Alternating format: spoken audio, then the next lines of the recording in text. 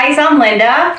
I'm Vicki. I'm Margie. I'm Keith. And we are Partners in Crime.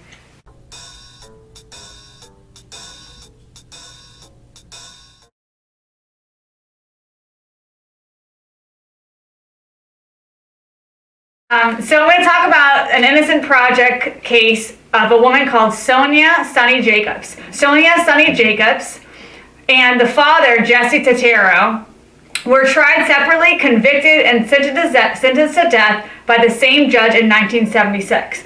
Basically what happened is they were on I-95, which is the interstate in Florida, and they were at a rest stop. They also had a friend with this guy named Rhodes, who was in the car with them, and their 10-month-old daughter. Okay. So the cops, a lot of times what happens at the rest stops, you got cops circling, and sometimes if there's people sleeping in a car, something that's suspicious, they'll kind of go up to the car and roll down the window and knock on the window. And so basically, that's what they did. They got all their information, and they went back, looked up all their information. They look up and they see that this guy, with their friend Rhodes, he has a criminal record. And so now this brings things into a whole different level.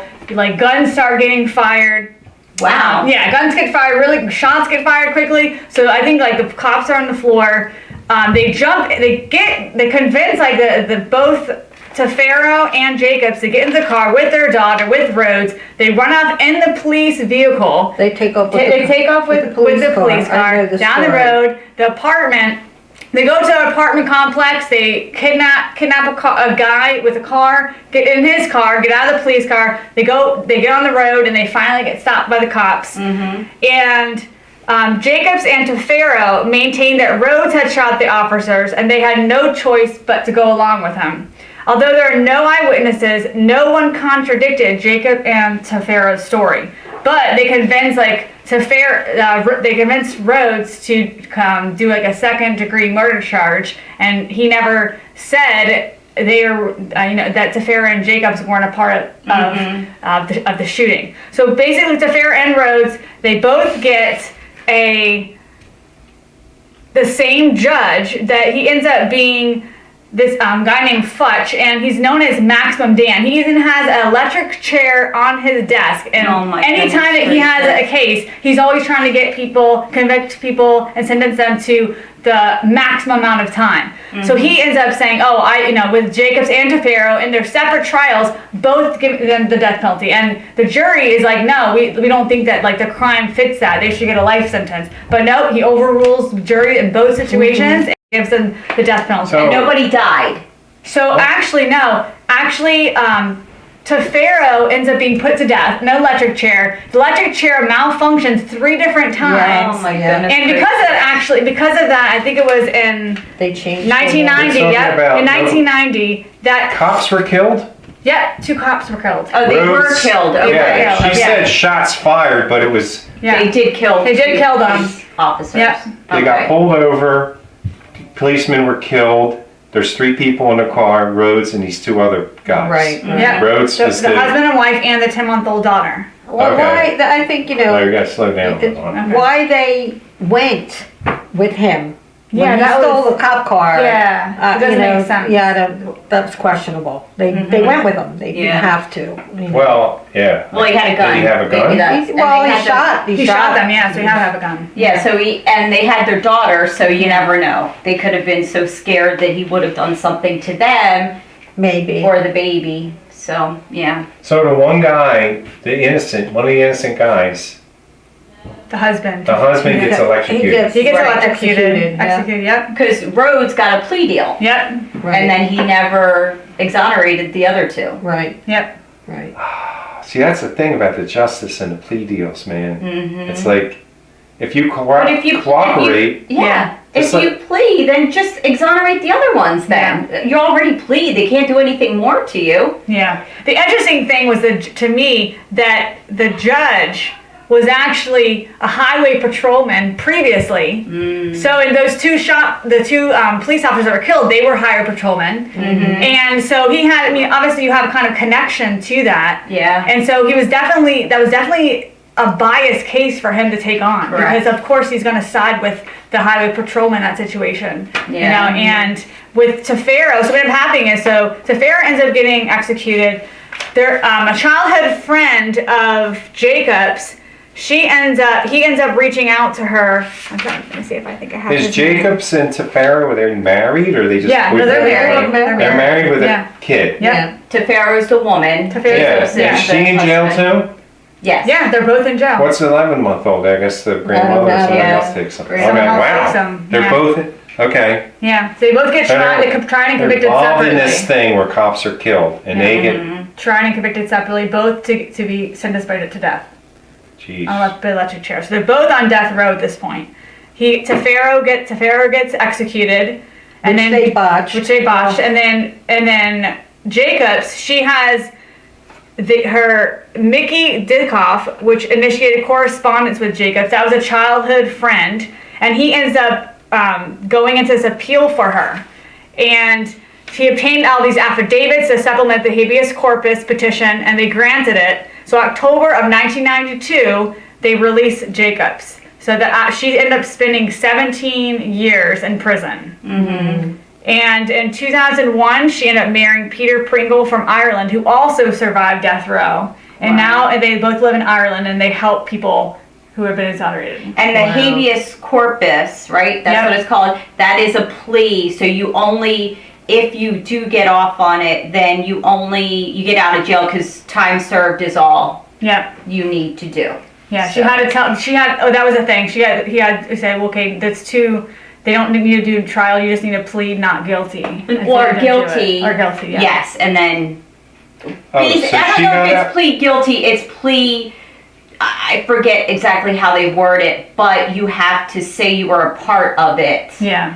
to get out. Yes. then. Yeah. So yeah. It's like you say you're part of it, but you're not guilty. Yeah. Yeah, you don't say you're guilty, you're just a part of it. and then you get out for time served.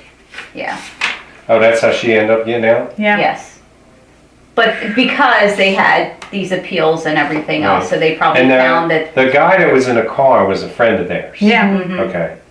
and he ultimately And pled, he and he was perfectly fine, he just stayed in Yeah. jail. Oh, they also another fact was that Rhodes, the friend that was a criminal in the car, he actually, while he was serving prison, he said to one of the guards they had nothing to do with it, and that was exculpatory evidence that they never brought in. And so that was part of the information that was brought in that ended up helping Jacobs get out. Yeah, that's the one thing about evidence. I don't know why every piece of evidence isn't brought to trial. I don't understand how, regardless of how it is done or how they receive the evidence or get the evidence, if it's true, why can't it be used? Yeah. That bothers me so much that they can keep stuff out of a trial. And is Doesn't make that sense. legal? Yes, because they won't let the evidence in because a judge or prosecutors Won't say that. decide. And I want the that other they side to be can't- able to use it. Yeah, But that's legal? yeah. No, I thought if it's exculpatory evidence, if they, no, I'm wait just a talking minute. about evidence, Evidence that in isn't general used that's not used. Okay. because it's not allowed to be in trial. I feel that any They've evidence ruled- should be They've used ruled that it shouldn't be if it's true and in it's trial. Like, Okay. you may have killed somebody in the past, and now you're up for another murder charge. Mhm. But they don't let that past information right. in. Past Okay. experiences, Yeah, past the way you did things in Right. the past. Which, yes, I get it. It could have nothing to do with the situation, but I'm talking about like the case that I talked about, how he had one trial and it was a hung jury. Why did the jurors in the second trial not get told that? Yeah, They had no clue that this guy, yeah. it was a hung jury. I think that would have helped because the prosecutors then talked to these witnesses to get their story straight. So then when the second trial came, they were fresh right on ears. board. Yeah. They said everything. Yes, yes, yes. I saw Well, this that's the person. one This thing was the too, one who is the did whole it. jury system. And you just got these people off the street deciding your fate. Yeah. Not, right? I mean, that's kind of, I mean, we've talked I about it understand before. I don't know what's a better way of doing it because you They don't want want, to you know, give to judge too much power. Well, and, you know, juries, there's a hung jury when it's not unanimous. Right. And I don't know why it has to be unanimous. Yeah. It should be the majority, not, in my opinion. Instead of saying, oh, we all Are there agree. is there other systems in the world where I think there is, but I don't know where, but I think I've read that there is. Well, Oh, I So- wanted to, I did find out some information, some research I done as the Innocence Project of, since we were talking about all of the people who have been exonerated, I found some very interesting statistics. The average time from conviction to exoneration is 13 years. Wow. So because it's so arduous, that there's so many people that don't have the resources to be able to actually go through this process. And so it's really up to, okay, do you have the money to be and the resources to be able to prove that you're innocent? Right. A lot of these people Yeah. are, that's why I feel like there's 4% of the prison population are innocent because they don't have the, how don't many have the people have the resources. money to be able to go through that process? Well, when Yeah. you use, when the Innocent Project goes to bat for you, don't they pay for it? Yes, right? They- yeah. They do all that. Yeah. Right, but to begin with, to get you to that position where you're in jail for years and then they have to come in on your behalf, you probably didn't have the resources to get a good lawyer to actually get you to off. begin with, Yeah. Yeah, and from what they have explained about themselves and what other, as we're watching these documentaries, it seems like there is a process actually getting the Innocent Project to actually be aware of your case because there's so many situations that are going on. They have so many and they They're, like, have overwhelmed. to look at everything because not every case that goes in front of the Innocence Projects across the country actually get, you know, Yeah, they don't wanna make a take mistake. it. Yeah. Yeah, so sad, just sad. I mean, I saw that. I was looking at these stats too, where 88% of murder victims are felons. Yeah, Wait a that's minute, not say- surprising. Say that again, 88% of murder victims. The victims are the felons? Yeah, because a lot of crime is because of drugs and gangs and all that kind of stuff. So yeah, they're doing the same thing that they were ultimately killed for. So that's not surprising to me because most of the murders and things, They're in that, you look they're at in that Philadelphia situation, every that day, circle. somebody's murdered in the city, and a lot of them are Felons. doing They're the running in that same- circle. Yes, Yeah. yeah. 45% of violent crimes lead to arrest and prosecution. Yeah, there's a lot that don't. 17% of burglaries, arsons, and car thefts are cleared. How many? 17. That's it? That's so low. What do you mean are cleared? Cleared, meaning they Call find a it. guy, catch the guy that does it, Oh. and solve the crime. Solve it, okay. That's low. Yeah, it is very low. That's why car insurance rates are so ridiculous. 80% of arrests are for non-serious offenses. Drug A lot of them- violations, disorderly conduct, other non-traffic Well, yeah, crimes. yeah, Well, yeah, That- yeah. so many things that people are stopped in a car for, Yeah. you know, petty theft should not be something that it gets to somebody being killed, No. as far as I'm concerned. I mean, it's, yeah. Yeah, this one crazy. was very interesting to me because it shows why we know there's so many that we don't know. 19 out of 20, 95% of convictions in the United States are plea bargain. Mm-hmm. So they really push towards getting Yeah. them to make a plea even if they're innocent or guilty. And that makes sense to me why so many Makes people are sense innocent. after all of these Yeah. innocent people we see, and you know Right. what? Sometimes it's better just to cut your losses and say, you know Right. what? Yeah, I'll say whatever you want me And to. you know, I think, and I predict, that's what's gonna happen with Chad Daybell.